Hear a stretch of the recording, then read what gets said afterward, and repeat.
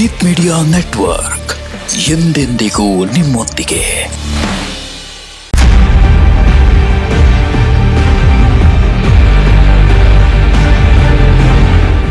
ವೀಕ್ಷಕರೇ ನಮಸ್ಕಾರ. Jeet media network YouTube ವಾಹಿನಿಯ ವಿಶೇಷ ವಿಡಿಯೋ ನೋಡೋದಕ್ಕೆ ನಿಮ್ಗೆಲ್ರಿಗೂ ಕೂಡ ಸ್ವಾಗತ. ಫ್ರಿಡ್ಜ್ ನಲ್ಲಿ ಲಿಂಬೆಹಣ್ಣು ಮೆಣಸಿನಕಾಯಿ ಒಟ್ಟಿಗಿಟ್ಟಿದ್ದೀರಾ? ಹಾಗಾದ್ರೆ ಈ ಕಷ್ಟ ಸದಾ ನಿಮ್ಮನ್ನ ಕಾಡ್ತಾನೆ ಇರುತ್ತೆ ಅನ್ನೋ ಮಾಹಿತಿಯನ್ನ ಈ ವಿಡಿಯೋದಲ್ಲಿ ನಾನ್ ನಿಮ್ಗೆ ಹೇಳ್ತೀನಿ ನೋಡಿ. ವಿಡಿಯೋಗೆ ಈಗಲೇ ಒಂದು ಲೈಕ್ ಕೊಟ್ಟು ವಿಡಿಯೋ ಕೆಳಗೆ ಶ್ರೀ ಗುರುದೇವದತ್ತ ಅಂತ ಕಮೆಂಟ್ ಮಾಡೋದಕ್ಕೆ ಮರಿಬೇಡಿ. ಹಾಗೆ ವಿಡಿಯೋ ಕೆಳಗೆ ಇರೋ ಜಾಯಿನ್ ಬಟನ್ ಒತ್ತಿ, ಅಂದ್ರೆ ನೀವು ಜೀತ್ ಮೀಡಿಯಾ ಚಾನಲ್ ಮೆಂಬರ್ ಆಗ್ತೀರಾ. ಆಗ ನೀವು ಮೆಂಬರ್ಗಳಿಗೆ ಇರುವ ವಿಶೇಷ ವಿಡಿಯೋ ಮತ್ತು ಲೈವ್ ನೋಡಬಹುದು. ಅಡುಗೆ ಮನೆಯಲ್ಲಿ ಏನಿರುತ್ತೋ ಏನಿರಲ್ವೋ, ಸಾಮಾನ್ಯವಾಗಿ ಲಿಂಬೆಹಣ್ಣು ಮತ್ತು ಮೆಣಸಿನಕಾಯಿ ಇದ್ದೇ ಇರುತ್ತೆ. ನಿಮ್ಮ ಮನೆಯ ಅಡುಗೆ ಮನೆಯಲ್ಲಿರೋ ಫ್ರಿಡ್ಜ್ನಲ್ಲೂ ಇವುಗಳನ್ನ ಇಟ್ಟಿರ್ಬೇಕಲ್ವಾ? ಹಾಗಾದ್ರೆ ತಕ್ಷಣವೇ ಅದನ್ನ ಅಲ್ಲಿಂದ ತೆಗೆದು ಬೇರೆ ಕಡೆಗೆ ಎತ್ತಿಟ್ಟು ಬಿಡಿ. ಇಲ್ಲಾಂದ್ರೆ ನಿಮ್ಮ ಗ್ರಹಚಾರ ಕೆಟ್ಟು ಹೋಗೋದು ಗ್ಯಾರಂಟಿ. ಅಷ್ಟೇ ಅಲ್ಲ, ಮನೆಯಲ್ಲಿ ನಾನಾ ಸಮಸ್ಯೆಗಳು ಒಂದೊಂದಾಗಿ ಕಾಣಿಸಿಕೊಳ್ಳೋದಕ್ಕೆ ಶುರು ಆಗೋಗುತ್ತೆ. ಅಂದ್ರೆ ಕಷ್ಟಪಟ್ಟು ದುಡಿತಾ ಇದ್ರು ಒಂದೊಂದು ರೂಪಾಯಿಗೂ ಒದ್ದಾಡ್ತೀರಾ. ಅಣ್ಣ ತಮ್ಮಂದಿರ ನಡುವೆ ವಿನಾಕಾರಣ ಗಲಾಟೆ, ಗಂಡ ಹೆಂಡತಿ ನಡುವೆ ಮನಸ್ತಾಪ, ಮನೆಯಲ್ಲಿ ಒಂದಲ್ಲ ಒಂದು ಕಾರಣಕ್ಕೆ ವಾದ ವಿವಾದ ನಡೆಯುತ್ತಲೇ ಇರುತ್ತೆ. ಇಂತಹ ಸಮಸ್ಯೆಗಳು ಯಾವ್ಯಾವು ನಮ್ಮ ಬಳಿ ಸುಳಿಬಾರದು ಅಂದ್ರೆ ನೀವು ಈ ಲಿಂಬೆಹಣ್ಣು ಮತ್ತು ಮೆಣಸಿನಕಾಯಿಯನ್ನ ತೆಗೆದುಕೊಂಡು ನಾವೇಳಿರೋ ಹಾಗೆ ಈ ಸರಳ ಉಪಾಯಗಳನ್ನ ಮಾಡಿ ನೋಡಿ. ಆಗ ನೋಡಿ ಧನಲಕ್ಷ್ಮಿ ಹೇಗೆ ನಿಮ್ಮ ಮೇಲೆ ಕೃಪಕಟಾಕ್ಷವನ್ನ ತೋರಿಸ್ತಾಳೆ ಅಂತ. ಇದು ಅಂತಿಂಥ ಉಪಾಯ ಅಲ್ವೇ ಅಲ್ಲ. ಶಾಸ್ತ್ರಗಳಲ್ಲಿ ಹೇಳಿರುವಂತೆ ಅತ್ಯಂತ ಶಕ್ತಿಶಾಲಿ ಉಪಾಯಗಳಲ್ಲಿ ಈ ಉಪಾಯ. ಆದ್ದರಿಂದ ಈ ಒಂದು ಉಪಾಯವನ್ನ ನೀವು ಜೀವನದಲ್ಲಿ ಸಮಸ್ಯೆ ಇದ್ರೂ ಇಲ್ಲದಿದ್ರೂ ಮಾಡಿ ನೋಡಿ. ಅದಕ್ಕೂ ಮೊದಲು ನಾವು ಮಾಡಬೇಕಾಗಿರುವ ಕೆಲಸ ಏನು ಅಂತ ಗೊತ್ತಲ್ಲ? ಈ ವಿಡಿಯೋವನ್ನ ಕೊನೆಯ ತನಕ ಸ್ಕಿಪ್ ಮಾಡದೆ ನೋಡಬೇಕು. ನಿಮಗೆ ಗೊತ್ತಾ, ಲಿಂಬೆಹಣ್ಣನ್ನ ಶರಬತ್ತು, ಉಪ್ಪಿನಕಾಯಿ ಇಲ್ಲ ಅಡುಗೆ ರುಚಿ ಮಾಡೋದಕ್ಕೆ ಬಳಸ್ತಾರೆ ಅಂತ ಅಷ್ಟೇ ಅನ್ಕೊಂಡು ಬಿಟ್ಟಿದ್ದೇವೆ. ಹಾಗೆಯೇ ಮೆಣಸಿನಕಾಯಿಯನ್ನ ಅಡುಗೆಗೆ ಬಳಸ್ತಾರೆ ಅನ್ನೋದು ಎಲ್ರಿಗೂ ಗೊತ್ತು. ಅಸಲಿಗೆ ಇವೆರಡರಲ್ಲೂ ಇರೋ ಶಕ್ತಿ ಏನು ಅನ್ನೋದೇ ನಮಗೆ ಅರಿವಿರೋದಿಲ್ಲ. ಅದರಲ್ಲೂ ವಾಹನಗಳಿಗೆ ಲಿಂಬೆಹಣ್ಣನ್ನ ಮತ್ತು ಮೆಣಸಿನಕಾಯಿಯನ್ನ ತಪ್ಪದೆ ಕಟ್ಟಿರ್ತಾರೆ. ಅದಕ್ಕೂ ಕಾರಣ ಇದೆ ಕಣ್ರಿ. ಅದೇನಂದ್ರೆ, ಹಿಂದಿನ ಕಾಲದಲ್ಲಿ ರಸ್ತೆಗಳು ಈಗಿನಕ್ಕಿಂತ ಅಭಿವೃದ್ಧಿ ಹೊಂದಿರಲ್ಲ. ಹದಗೆಟ್ಟ ರಸ್ತೆಗಳು, ಕಾಡಿನ ಮಧ್ಯೆ ಸಂಚರಿಸುವಾಗ ವಿಷ ಜಂತುಗಳು ಏನಾದ್ರೂ ಕಚ್ಚಿದ್ದಲ್ಲಿ ವಿಷ ತಾಕಿದೆಯೇ ಇಲ್ಲವೇ ಎನ್ನುವುದನ್ನ ಪರೀಕ್ಷಿಸಲು, ವಿಷ ಜಂತು ಕಚ್ಚಿದಾಗ ವಿಷ ದೇಹಕ್ಕೆ ಏರಿದ್ದಲ್ಲಿ ಯಾವುದೇ ಪದಾರ್ಥದ ರುಚಿ ತಿಳಿಯುವುದಿಲ್ಲ.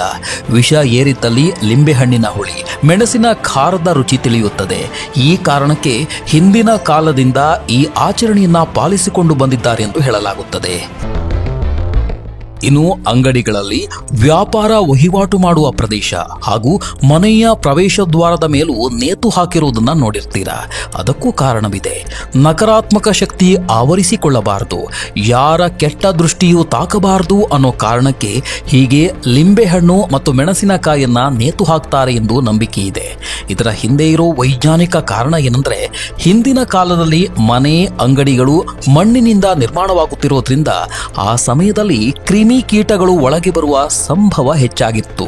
ಆ ಸಮಯದಲ್ಲಿ ಕೀಟನಾಶಕಗಳ ಬಳಕೆಯೂ ಇಲ್ಲದಿದ್ದರಿಂದ ಹತ್ತಿಯ ದಾರಕ್ಕೆ ನಿಂಬೆಹಣ್ಣು ಹಾಗೂ ಮೆಣಸನ್ನ ಚುಚ್ಚಿ ಕಟ್ಟಲಾಗುತ್ತಿತ್ತು. ಹತ್ತಿಯು ಮೆಣಸು ಹಾಗೂ ನಿಂಬೆಹಣ್ಣಿಂದ ಬರುವ ಆಮ್ಲವನ್ನ ಹೀರಿಕೊಂಡು ಕ್ರಿಮಿಕೀಟಗಳನ್ನ ಒಳಗೆ ಬರದಂತೆ ತಡೆಯುತ್ತದೆ.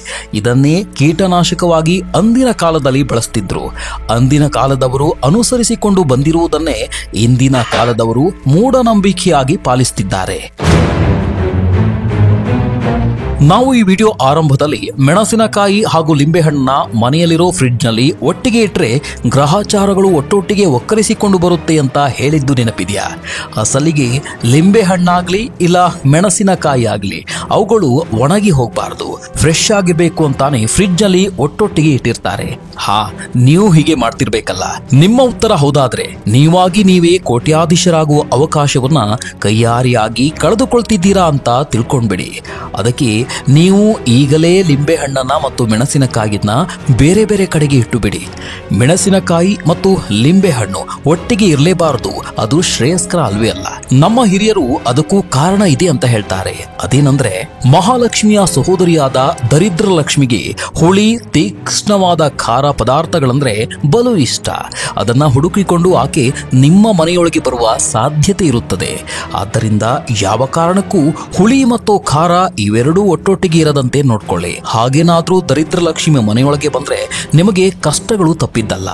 ಆದ್ದರಿಂದ ಲಿಂಬೆಹಣ್ಣು ಮತ್ತು ಮೆಣಸಿನಕಾಯಿಗಳನ್ನ ನಿಮ್ಮ ಮನೆಯ ಪ್ರವೇಶದ್ವಾರದ ಮೇಲೆಯೇ ಕಟ್ಟಿಬಿಟ್ರೆ ಆಗ ದರಿದ್ರ ಲಕ್ಷ್ಮಿ ತನಗೆ ಇಷ್ಟವಾದ ಖಾರ ಹಾಗೂ ಹುಳಿಯನ್ನ ತಿಂದು ಹೊರಗಿಂದ ಹೊರಗೇನೆ ಹೋಗಿ ಬಿಡ್ತಾಳೆ. ಈ ಹುಳಿ ತೀಕ್ಷ್ಣ ಖಾರ ಪದಾರ್ಥಗಳನ್ನ ಸೇವಿಸಿದ್ರೆ ನಂತರ ಒಳಗೆ ಬರುವ ಪ್ರಚೋದನೆಯನ್ನ ಕಳೆದುಕೊಳ್ಳೋದ್ರಿಂದ ಈ ದುರಾದೃಷ್ಟದ ದೇವತೆ ಒಳಗೆ ಪ್ರವೇಶಿಸುವ ಅವಶ್ಯಕತೆಯೇ ಇರೋದಿಲ್ಲ. ಹಾಗಾಗಿ ಆಕೆ ಹೊರಗಿನಿಂದಾನೇ ಹೊರಟೋಗ್ಬಿಡ್ತಾಳೆ ಎನ್ನುವ ನಂಬಿಕೆ ಇದೆ.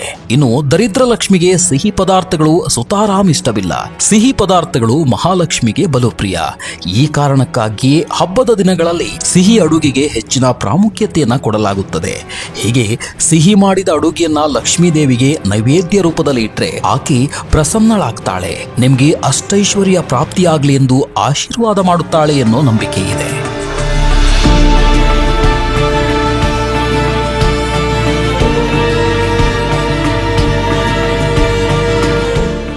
ಇನ್ನು ಲಿಂಬೆಹಣ್ಣು ಮತ್ತು ಮೆಣಸಿನಕಾಯಿಯನ್ನ ಮನೆಯ ಹಾಗೂ ಅಂಗಡಿಯ ಹೊರಗೆ ಯಾಕೆ ಕಟ್ಟಲಾಗುತ್ತೆ ಅನ್ನೋದನ್ನು ಹೇಳ್ತೀವಿ, ಕೇಳಿಸ್ಕೊಳ್ಳಿ. ವಾಸ್ತವವಾಗಿ ಸಂಜೆ ಆಗ್ತಿದ್ದಂತೆ ಸೊಳ್ಳೆಗಳು ಕ್ರಿಮಿಗಳು ಮನೆಗಳಿಗೆ ನುಗ್ತವೆ. ಈಗ ಸೊಳ್ಳೆಗಳನ್ನ ಹೋಗಲಾಡಿಸಲು ಸೊಳ್ಳೆ ಕಾಯಿಲ್ ಮತ್ತು ಹಲವು ಬಗೆಯ ಕೆಮಿಕಲ್ಗಳನ್ನ ಬಳಸ್ತಿದ್ದೇವೆ. ಆದರೆ ಹಿಂದಿನ ಕಾಲದಲ್ಲಿ ಇಂತಹ ಯಾವುದೇ ಕೆಮಿಕಲ್ಗಳನ್ನ ಬಳಸಲಾಗ್ತಿರ್ಲಿಲ್ಲ. ಆಗ ನಿಂಬೆಯಲ್ಲಿರುವ ಸಿಟ್ರಿಕ್ ಆಮ್ಲವು ಸೊಳ್ಳೆಗಳು, ನೊಣಗಳು ಮತ್ತು ಇತರ ಕೀಟಗಳು ಮನೆಯನ್ನ ಪ್ರವೇಶಿಸುವುದನ್ನ ತಡೆಯುತ್ತವೆ ಅನ್ನೋದನ್ನ ಅರಿತ ಜನ ನಿಂಬೆಹಣ್ಣನ್ನು ದ್ವಾರಕ್ಕೆ ಕಟ್ಟುವ ಮೂಲಕ ಅದನ್ನ ಚುಚ್ಚುವುದರಿಂದ ನಿಂಬೆಯಲ್ಲಿರುವ ಸಿಟ್ರಸ್ ಆಮ್ಲದ ವಾಸನೆಯನ್ನ ಹರಡುವಂತೆ ಮಾಡಿದ್ರು. ಆಗ ವಾಸನೆ ಕೀಟಗಳನ್ನ ಬರದಂತೆ ತಡೆಯುತ್ತದೆ. ಇನ್ನು ಮೆಣಸಿನಕಾಯಿಯು ಖಾರವು ಕೂಡ ಅದರ ಘಾಟಿನ ವಾಸನೆಯಿಂದ ಕೀಟಗಳು ಮನೆಯೊಳಗೆ ಬರದಂತೆ ತಡೆಯುತ್ತದೆ. ಕಾರಣ ಏನೇ ಆಗಿರಬಹುದು, ಲಿಂಬೆಹಣ್ಣು ಮತ್ತು ಮೆಣಸಿನಕಾಯಿ ಯಾವತ್ತೂ ಒಂದೇ ಕಡೆ ಇರದಂತೆ ನೋಡ್ಕೊಳ್ಳಿ. ಅವುಗಳು ಒಟ್ಟಿಗೆ ಇದ್ರೂ ವಾಹನದ ಹಿಂದೆ ಹಾಗೂ ಮನೆಯ ಪ್ರವೇಶ ದ್ವಾರದ ಮೇಲೆ ನೇತಾಡುತ್ತಿದ್ರೆ ಸಾಕು. ವೀಕ್ಷಕರೇ, ಫ್ರಿಡ್ಜ್ನಲ್ಲಿ ಲಿಂಬೆಹಣ್ಣು ಮೆಣಸಿನಕಾಯಿ ಒಟ್ಟಿಗಿಟ್ಟಿದ್ದೀರಾ? ಹಾಗಾದ್ರೆ ಈ ಕಷ್ಟ ಸದಾ ನಿಮ್ಮನ್ನ ಕಾಡ್ತಾನೆ ಇರುತ್ತೆ ಅನ್ನೋ ಮಾಹಿತಿ ತಿಳಿಸಿದ ಈ ವಿಡಿಯೋ ನಿಮಗೆ ಇಷ್ಟ ಆಗಿದೆ ಅಂತ ಭಾವಿಸ್ತೀವಿ. ಇಷ್ಟ ಆದ್ರೆ ಈಗಲೇ ವಿಡಿಯೋಗೆ ಒಂದು ಲೈಕ್ ಕೊಡಿ. ಅಷ್ಟೇ ಅಲ್ಲ, ನಿಮ್ಮ ಸ್ನೇಹಿತರಿಗೆ ಮತ್ತು ಸಂಬಂಧಿಕರಿಗೆ ನೆರೆಹೊರೆಯವರಿಗೆ ಶೇರ್ ಮಾಡೋದಕ್ಕೆ ಮರಿಬೇಡಿ. ಜೀತ್ ಮೀಡಿಯಾ ನೆಟ್ವರ್ಕ್ ಚಾನಲ್ಗೆ ಸಬ್ಸ್ಕ್ರೈಬ್ ಆಗಿ ವಿಡಿಯೋ ಕೆಳಗೆ ಇರೋ ಬೆಲ್ ಐಕಾನ್ ಪ್ರೆಸ್ ಮಾಡಿ ಆಲ್ ನೋಟಿಫಿಕೇಶನ್ ಒತ್ತೋದಕ್ಕೆ ಮರಿಬೇಡಿ.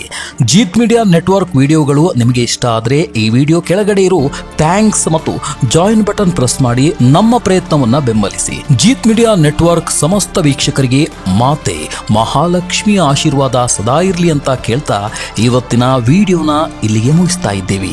ನಮಸ್ಕಾರ.